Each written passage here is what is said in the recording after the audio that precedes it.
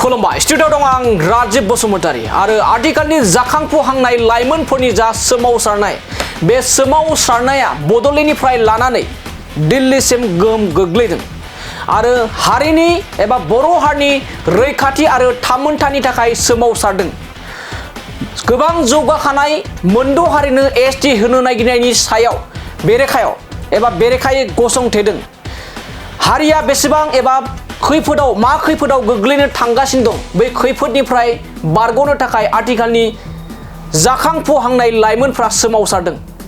हारिनि मानदान्दा लोगोसे हारिनि जा अलखद बे अलखदखौ बोखांनो थाखाय आथिखालनि जा जाखांफुहांनाय फरायसाफोरा सोमावसारदों। नाथाय बे सोमावसारनायखौ माखासे राजखान्थिनि दैदेनगिरिफ्रा राजखान्थिनि गाब फुननो राजखान्थिनि षड़यन्त्र खालामनो थाखाय बाथ्रा बुंबाय थानायखौ नोंथांमोनाबो नुदों आरो गासैबो रायजो राजाफोरा नुगासिनो दं।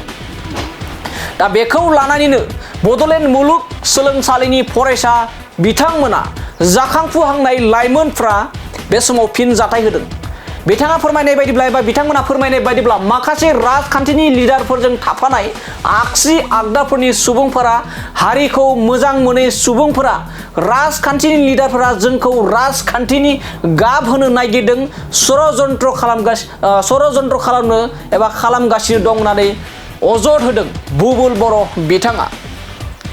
थारैनो नंगौ, बे समाव राजखान्थिनि माखासे दैदेनगिरिफ्रा आथिखालनि सोमावसारनायखौ सोरबा माबेबा राजखान्थिनि थुनज्लायनायाव माबेबा आफादनि थुनज्लायनायाव जादों होननानै गोबां खौरांनि गेजेरजों गारामा फुवार बाथ्रा बुंनायखौ बयबो नुगासिनो दं।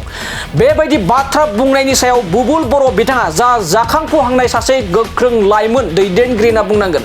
बिथांनि दैदेननायावनो गोबां सोमावसारनाया गोख्रों महर लागासिनो दं आरो बेबायदि बुबुल बर'नि खुगानिफ्रायनो गोख्रों रावा ओंखारदों।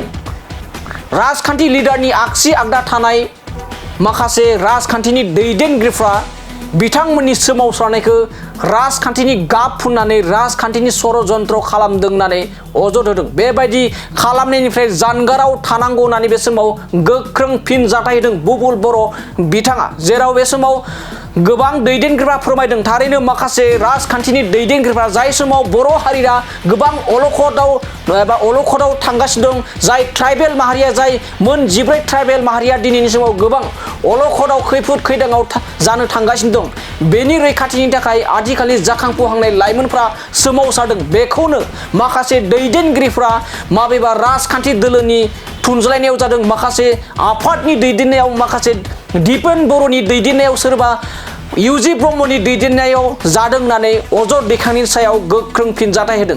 बेफोरबायदि षड़यन्त्र खालामनाय एबा गाब फुननायनिफ्राय जानगाराव थानांगौ होननानै गोख्रों बाथ्राखौ बे समाव एबा बेबायदि फिनजाथाय होनायखौ बे समाव नुनो मोननाय जादों।